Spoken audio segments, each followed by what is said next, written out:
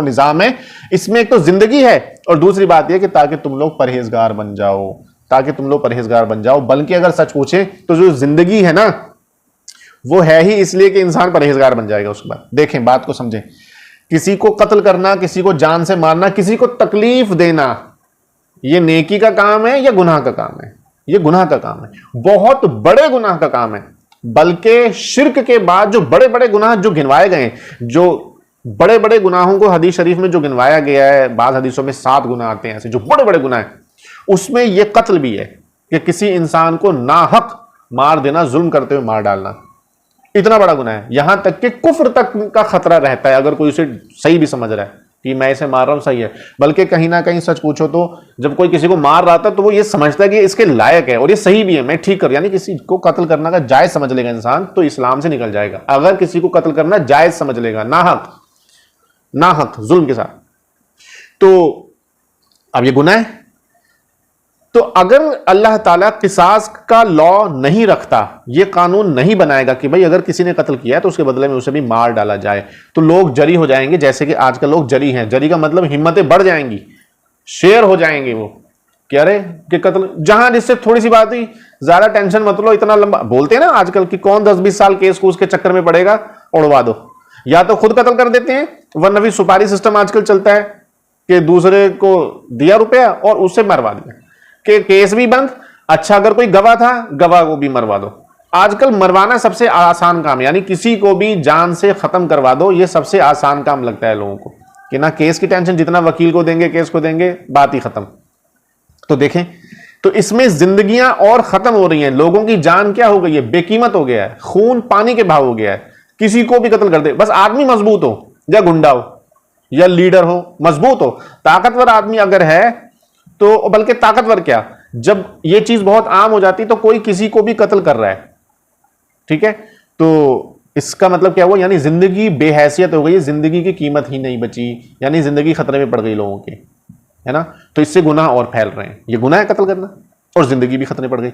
अब इस आयत को समझें, अल्लाह ने फरमाया लेकिन अगर, यानी कि तुम्हारे लिए जो किसास का निजाम है इसमें जिंदगी है, अगर इंसान अल्लाह के बनाए हुए कानून के मुताबिक, अगर गवर्नमेंट और इस्लामी बादशाह अगर बदला लेता है और बदले में कातिल को मार डालता है, तो ये बताओ, जब सड़क पे किसी की गर्दन काट दी जाए या उसे फांसी दे दी जाए कि इसने कत्ल किया है, तो उसको जो सैकड़ों हजारों लोग देख रहे होंगे, सोसाइटी में मैसेज क्या जाएगा? ये तो जाएगा, अरे यार अगर हमने किसी को कत्ल किया तो हमें भी बदले में मार दिया जाएगा। इन दूसरे की जिंदगी लेना आसान है, अपनी जब जिंदगी पे खतरा आता है तब समझ में आता है कि छोड़ो, इस चक्कर में कौन पड़े, है ना। इस टाइम लोग बोलते भी यही हैं, अब लोग कहते भी यही हैं कि यार उसे मार वार के किनारे कर दो, 3-4 साल की जेल है, जैसे 2-3-4 साल जेल में रहेंगे उसके बाद बेल हो जाएगी। सबको पता है आजकल ये वाली बात, सबको ये वाली बात पता है, सबको कानून इतना पता चल गया है कि भाई ऐसा है कि मार डालो, 4-5 साल, 3-4 साल, 5 साल जेल में रहो तो फिर बेल मिल जाती है। बेल का मतलब यही है ना कि कुछ रुपए दे के और सरकार की गारंटी और जमानत में दे के आदमी बाहर निकल आता है, बस। फिर बीच बीच में कुछ टाइम के लिए चला आता है जेल में, फिर निकल आता है, फिर ऐसे करके 7-8-10 साल में अपनी सजा भी, पूरी जिंदगी भी जी रहे हैं हर तरीके का। तो देखो इतना आसान हो गया है कि हर कोई बोलता है भाई इससे अच्छा तो मार डालो जिसके साथ झगड़ा है। तो इससे सोसाइटी में दिक्कत हो रही है, तो अल्लाह ने फरमा दिया कि इससे जिंदगी मिलती है। एक आदमी को भी अगर जो है मर्डर के बदले में कत्ल कर दिया तो समझ लो उस सोसाइटी में, उस इलाके में दोबारा तो कोई जल्दी जो है कत्ल वतल का कोई केस नहीं आएगा, सीधी सी बात। और लोग परहेजगार बन जाएंगे, परहेजगार तो बनेंगे ही जब कत्ल नहीं करेंगे, जब वो इस चीज से भी डरेंगे कि अगर झगड़ा भी किया तो झगड़े की बात पे गुस्सा बढ़ता है ना, क्या झगड़ा करेंगे तो फिर जंग हो, आपस में झगड़ा होगा तो पता चले एक दूसरे को मार मूर दिया, मर आ गए तो और मुसीबत। अच्छा, दियत भी हल्की नहीं होती, अगर किसी को कत्ल नहीं भी किया और उसके बदले में दियत ले ली, यानी कि जो जिनकी बात हो रही है कि कुछ रुपए ले लिया जाए, तो वो भी हल्का नहीं है, वो भी हल्का नहीं है। 100 ऊंट एक जान खत्म करने के बदले में, अगर किसी ने जानबूझ के कत्ल नहीं किया, यानी कि जान लेने का इरादा तो नहीं था लेकिन झगड़ा हो रहा था, मार रहा था उसको, तो अब जो दियत है वो 100 ऊंट है। और 100 ऊंट आप लोग उसे बकरे मत समझे, वैसे तो 100 बकरे भी अगर कोई देगा आदमी तो शायद अच्छा खासा आदमी हिल जाएगा। 100 बकरा कितने का हो जाएगा आजकल? 15,000 का भी मान के चलोगे तो कितने हो गए? 15,000 कितने हो गए? 15 लाख हो गए कि नहीं? 15 लाख के आसपास हो जाएंगे। तो 100 बकरे भी अगर रखे होते तो 100 ऊंट दियत है। जो 1000 दिनार सोने के सिक्के बनते हैं, 10,000 दिरहम बनते हैं चांदी के। तकरीबन तकरीबन जो है अंदाजे के मुताबिक शायद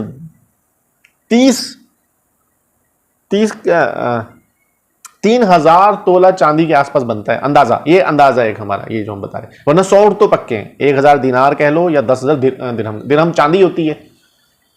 तो ये बहुत बड़ी अमाउंट है, बहुत बड़ी रकम है। इतनी कंपनसेशन मार के 2 लाख में सुपारी दे गया, आदमी पीछे हट जाता है। 1-1 लाख में, 50,000 में, सस्ते से सस्ते में, कुछ भी कोई कीमत नहीं है इस वक्त जान की।